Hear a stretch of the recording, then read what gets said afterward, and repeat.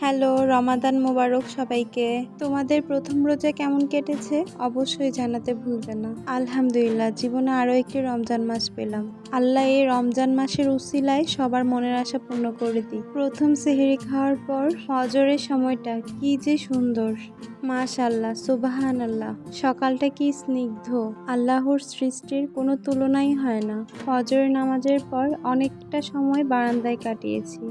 যখন দেখলাম আলো হয়ে আসছে তখন গিয়ে শুয়ে পড়লাম। ঘুম থেকে উঠে দেখি হাজবেন্ডের অফিসে যাওয়ার সময় হয়ে গিয়েছে। উনি যাওয়ার পর ঘরের টুকটাক কাজগুলো সেরে নিলাম।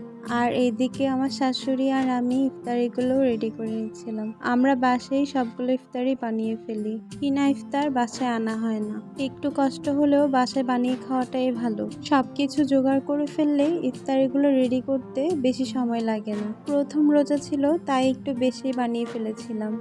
আর ইফতারিতে এতগুলো ভাজা পোড়া না খাওয়াই ভালো। আস্তে আস্তে এই ভাজা পোড়া খাওয়া অনেকটা কমিয়ে ফেলবো। এই তো কথা বলতে বলতে আমার ইফতারি বানানো প্রায় শেষের দিকে। আর এদিকে মরিচ কয়টা বানিয়ে নিচ্ছিল বেসন দিয়ে। মরিচ ভাজার পর এই বুট ভাজাটাই বাকি ছিল। তারপর ভাবলাম একটু ফ্রেঞ্চ ফ্রাই করে নিই। এটা করা হয়েছিল বাসার পিচ্চি মেম্বারের জন্য। যাই হোক, আমার ইফতারি প্রায় রেডি। আর এইদিকে সালাদও কেটে নিয়েছিলাম। তারপর সবকিছু এনে টেবিলটাকে সাজিয়ে নিলাম। ইফতারি দেখতে কম মনে হলেও আমাদের তিনজনের জন্য এটা অনেক বেশি ছিল। এইদিকে ইফতারি সময় হয়ে গিয়েছিল, ইফতারি করে নিয়েছিলাম। ভিডিওটা এই পর্যন্তই। রামাদান কারিম।